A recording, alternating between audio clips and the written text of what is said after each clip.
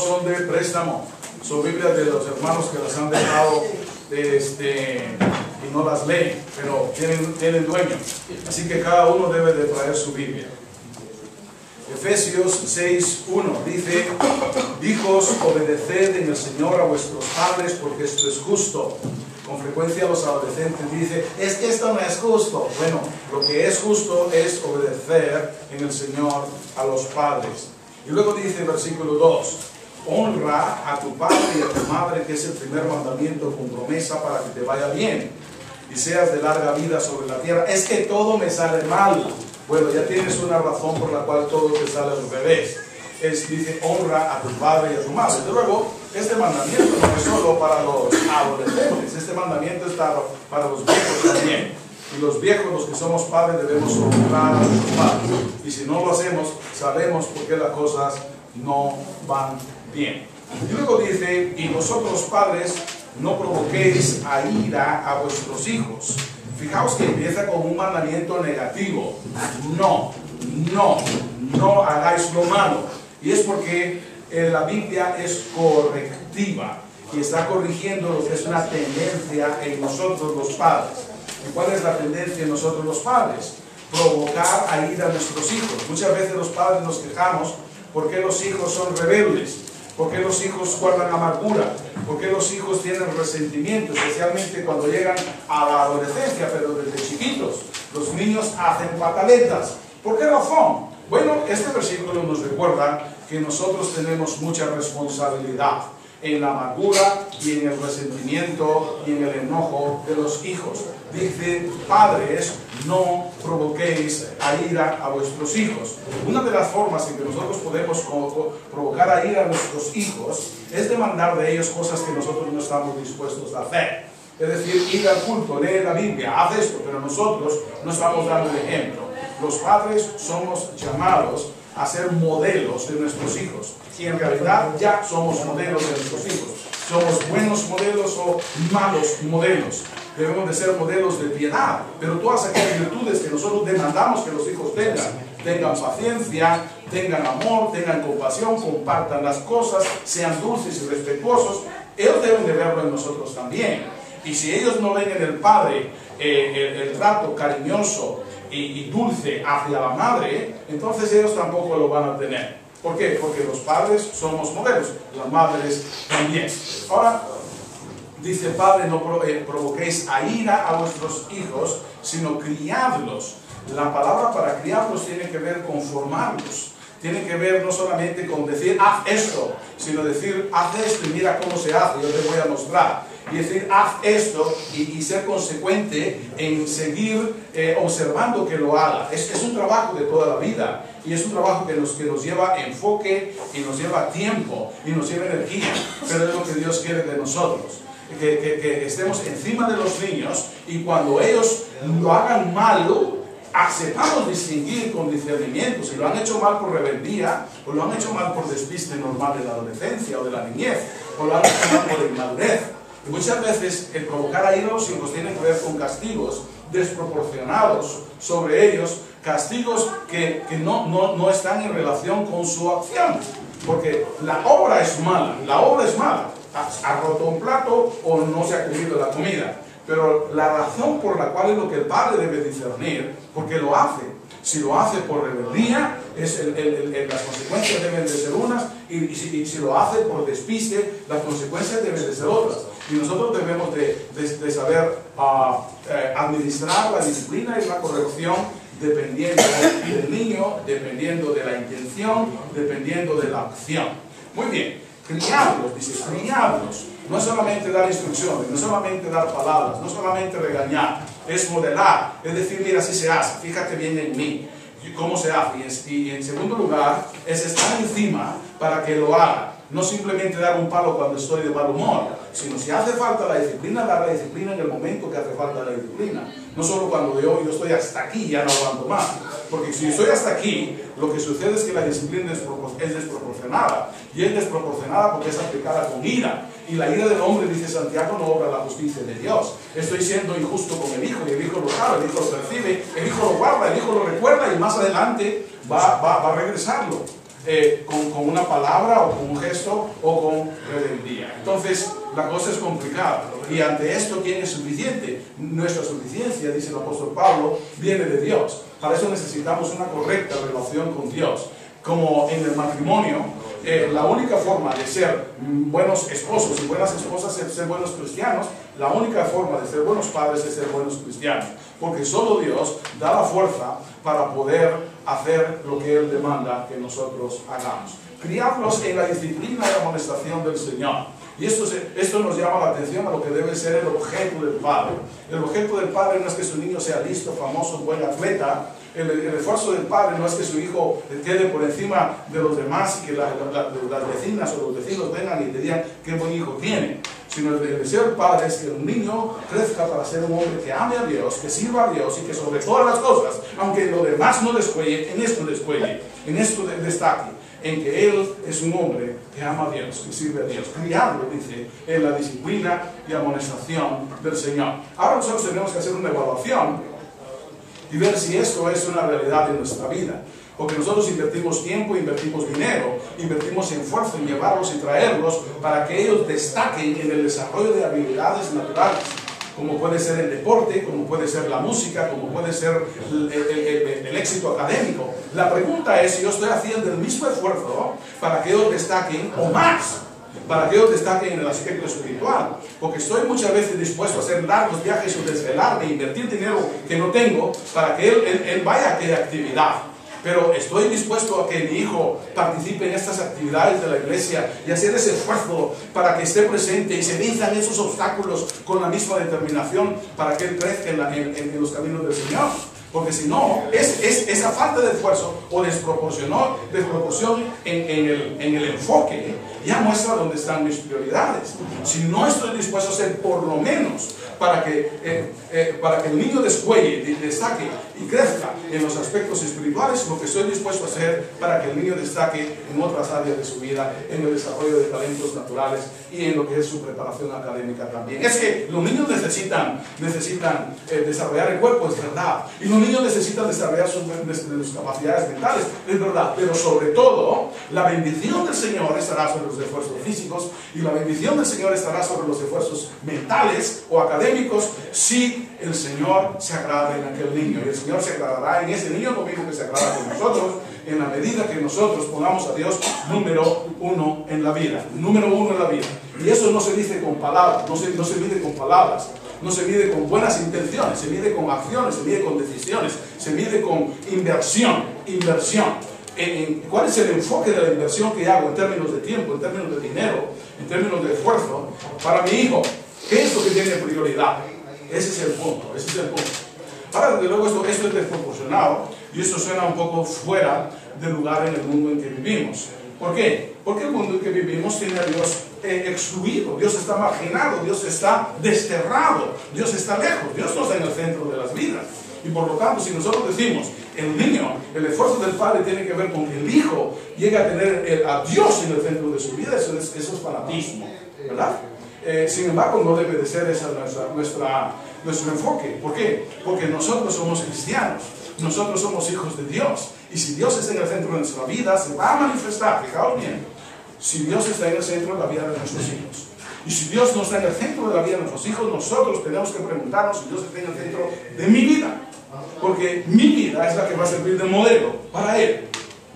Mi vida es la que es modelo. Mis hijos son lo que yo soy, en gran medida. Un director de una universidad famosa en los Estados Unidos dijo, a la hora de la graduación, que siempre dan discursos, a la hora de la graduación, dice, vosotros padres, dijo a los padres de aquellos que se estaban terminando sus estudios y graduando, vosotros padres os preguntaréis, ¿por qué razón no podemos hacer más por vuestros hijos? ¿Por qué durante estos años que vosotros nos habéis dado a vuestros hijos, no hemos podido hacer más por ellos? Y os quiero decir, la respuesta es que no hemos podido hacer más por ellos porque son vuestros hijos. A la universidad no se va a cambiar, a la universidad se va a reforzar lo que ya traen los niños. Lo mismo en la escuela dominical, lo mismo en la iglesia. En la iglesia, la escuela dominical, los maestros de escuela dominical, los maestros de la Biblia, la enseñanza aquí no son sustitutos. son apoyo para lo que se está dando en casa, pero el apoyo no es suficiente si no tiene la raíz, si no tiene el tronco desde casa, ¿verdad? Y eso es responsabilidad del padre, es responsabilidad del padre cristiano. Ahora, desde luego, hay niños que están en medio de nosotros que no tienen padres cristianos. Y entonces esos niños Dios es misericordioso para utilizar lo poco que se de aquí para hacer un cambio en sus vidas. Pero la base, el sustrato en cuanto a amor y devoción al Señor debe de venir de casa.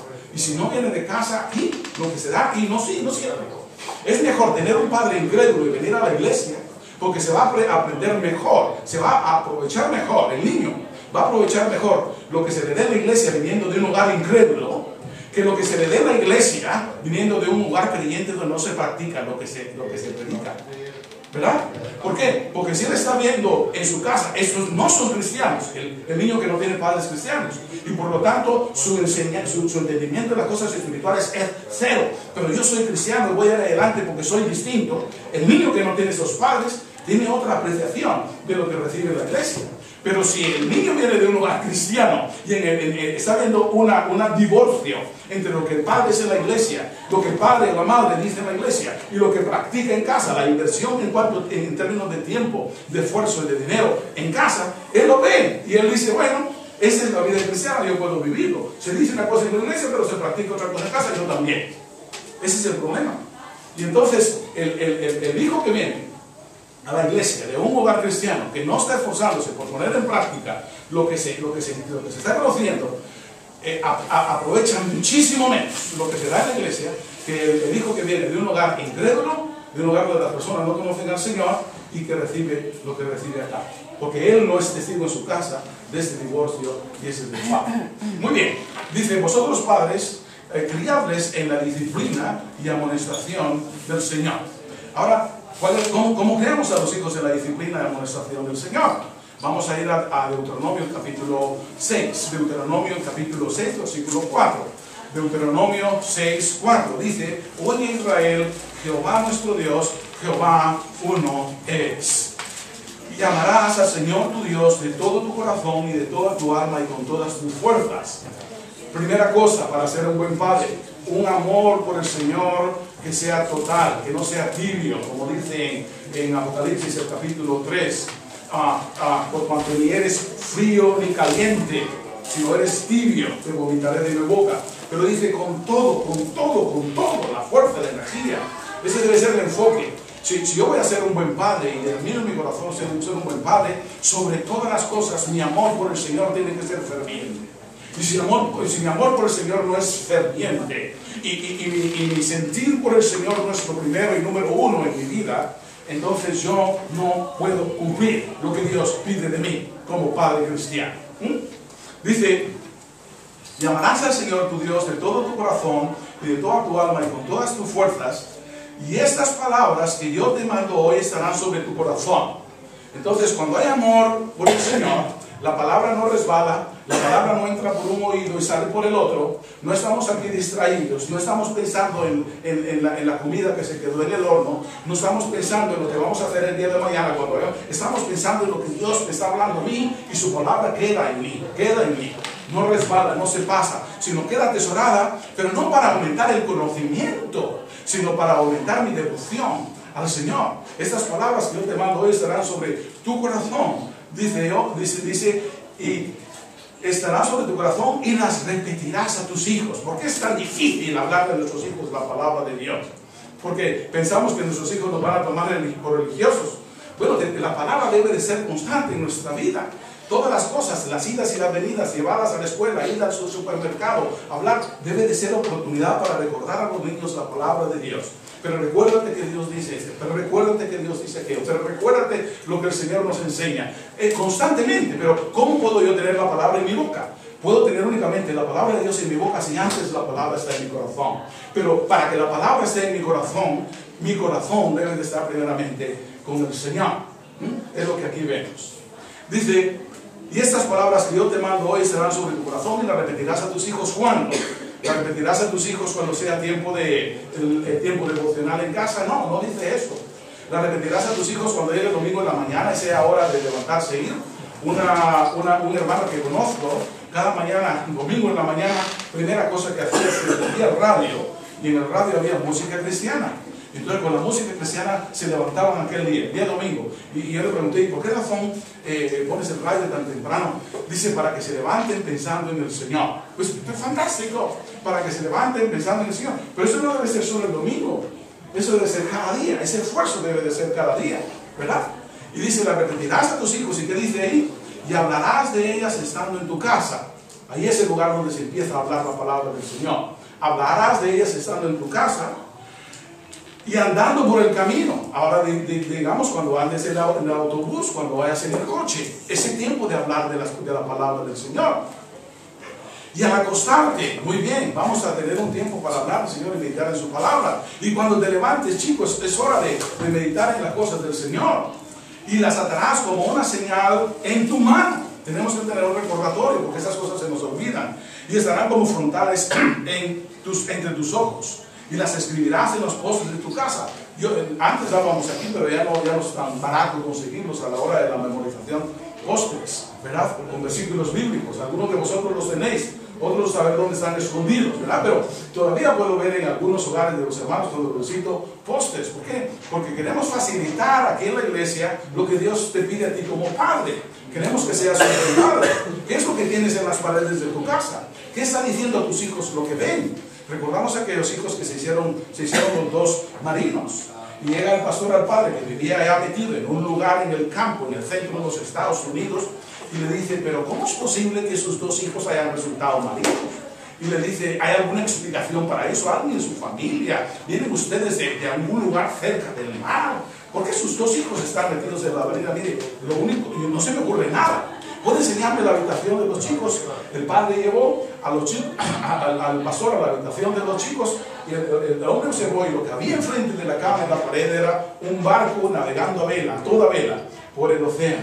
Eso marcó a los niños y eso los desafió a invertir sus vidas en el mar. Hermanos, así debe de ser y Dios lo sabe. Entonces, ¿qué es lo que hay en nuestras casas alrededor? La palabra de Dios debe estar ahí. Y algunas veces nos preguntamos, ¿y por qué razón fulanito no sale tan bien y no ama tanto al Señor y tengo que insistirle tanto? ¿Por qué razón? Bueno, estoy yo como padre haciendo lo que el Señor espera de mí, con la intensidad que el Señor espera de mí. O simplemente estoy viendo en mis hijos, en sus actitudes, disposiciones, consecuencias de mis decisiones en años anteriores. Ahora dice, y las escribirás en los postes de tu casa y en tus puertas cuando Jehová tu Dios haya introducido en la tierra que juró a Abraham, Isaac y Jacob, que te daría en las ciudades grandes y buenas que no edificaste. En todo lo que tenemos, hermanos, es de gracia. Ahora, cuando vemos este listón que Dios nos pone, ¿cuántos de nosotros estamos animosos y haciendo una evaluación de nuestra vida decimos lo he hecho bien? ¿Cuántos lo decimos? ¿Verdad? Porque igual que con otros mandamientos de la palabra de Dios, cuando nosotros abrimos la palabra, lo que sentimos es un sentir de fracaso, en alguna medida, si somos conscientes. Y ese sentir de fracaso nos debe de mover no a la derrota, sino nos debe de mover al cambio, ¿verdad que sí? Y reconocer que para estas cosas nadie es suficiente. Pero no es un fracasado el que fracasa, hermanos, sino es un fracasado el que deja de intentarlo. Entonces, al oír este desafío de la palabra del Señor para nuestras vidas, lo que el Señor quiere es que a partir de hoy, nosotros no podemos cambiar hoy nuestro pasado. Ninguno puede cambiar el pasado. Pero hermanos, todos podemos cambiar el futuro. Y la única forma de decir es que antes es imposible hacer. Porque vemos hacia atrás y vemos que hay decisiones que yo he tomado, que hoy mis hijos las están pagando y lo puedo ver. Falta de esfuerzo, falta de ánimo, falta de concentración, falta de enfoque en las cosas del Señor. Y eso lo puedo ver en mis hijos. Y decimos, pues ahora la batalla está perdida. La batalla está perdida. Bueno, ese sentir de derrota no viene de Dios. Ese sentir de que no hay nada que hacer no viene de Dios. Todo cristiano debe ser optimista. Todo cristiano debe de ver hacia adelante con ilusión. Cada uno de nosotros debe de ver hacia adelante que Dios todavía puede hacer milagros. ¿Verdad que sí? Pero yo tengo que hacer en mi vida los cambios que Dios quiere que yo haga. Porque Dios va a hacer su parte, hermanos, pero yo tengo que hacer mi parte. Y la parte que el Señor quiere que yo haga como padre es que verdaderamente Dios esté en el centro de mi vida. Y colorín colorado, el cuento se ha acabado, pero es tiempo para las preguntas, o las objeciones, o los comentarios. A ver.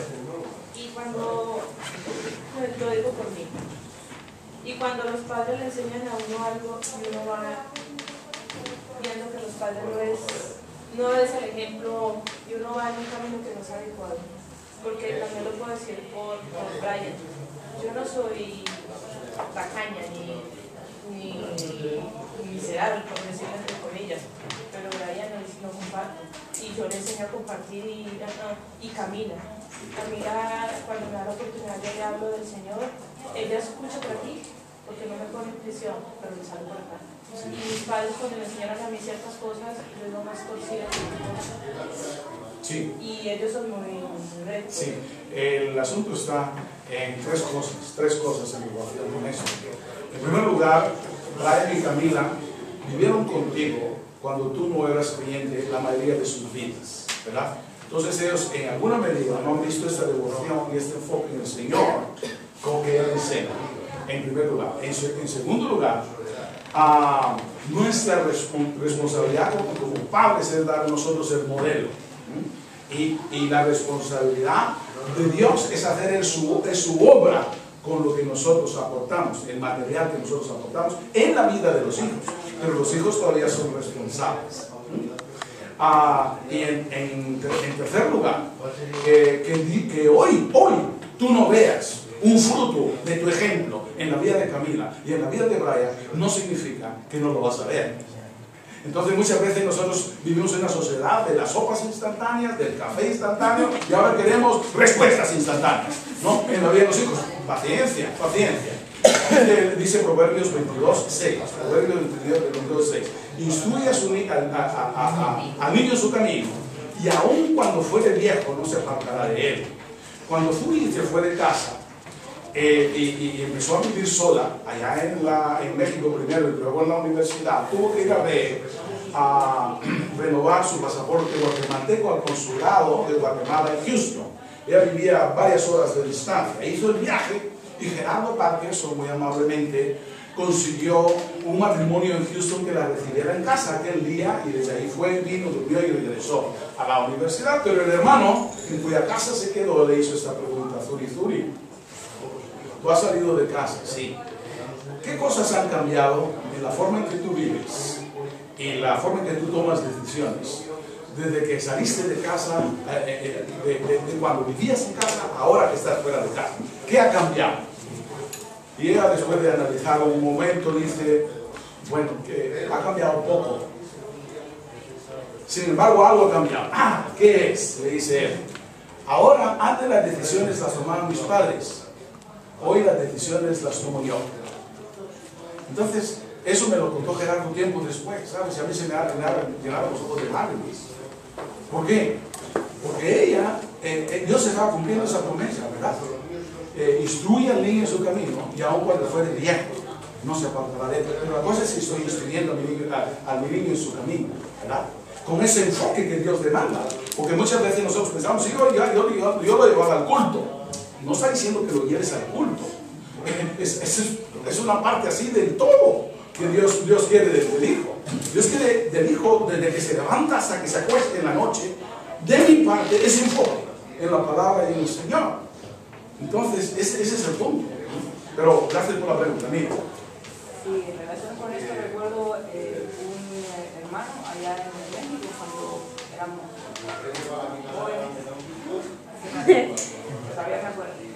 Él daba un testimonio diciendo que él se había apartado, sus padres muy consagrados y un buen ejemplo, pero él había decidido probar otras cosas. Sin embargo, había vuelto arrepentido, y él decía: ese versículo es cierto, aunque se pueden ir por ahí un rato, el Señor nos trae de nuevo, porque se cumple su promesa, ¿verdad? Entonces, esperar en el Señor, seguir orando, ¿verdad? Nosotros empezamos a orar por Suri y Am cuando supimos que había quedado embarazada. Miren, ahí empezamos a orar fervientemente por ellos.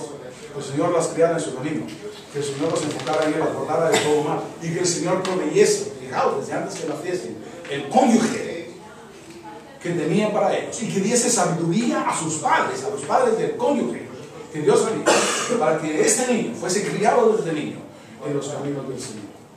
Entonces, hay que orar. Entonces, ¿por qué no tenéis? Porque no pedís.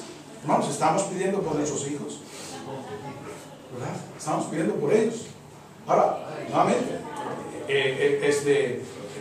viendo el listón, nosotros podemos sentirnos, y Satanás puede tomar ventaja de nuestros corazones, con desánimo y con un sentir de fracaso, y salir de aquí con deseos de llorar. Claro, lo veo de sentido muchas veces, pero un momento, el Señor está con nosotros, y el Señor dice que cosas que ojo no vio, ni oído ni han subido de corazón de hombre, son las que Dios tiene preparadas para los que le aman. Entonces, mi responsabilidad es amar al Señor y hacer esos ajustes en mi vida, en mi devoción y en mi entrega al Señor, para que estas cosas sean hechas una realidad en nosotros. Una cosa buena, y es que quien, conociendo la voluntad de su Señor, hizo cosas dignas de azotes, dice el Señor Jesucristo, recibirá muchos azotes. Pero el que hizo cosas dignas de azotes sin conocerlas recibirá pocos azotes. Porque al que mucho se le da, mucho se le pide. Y al que poco se le da, poco se le pide. Entonces, Dios conoce, Dios sabe. Y Dios sabe cuánto tú sabías y de cuánto eras responsable. Ahora, tú eres responsable de que en adelante de lo que hoy sabes. ¿Y qué vas a hacer con eso? ¿Quién quiere hablar? Claro.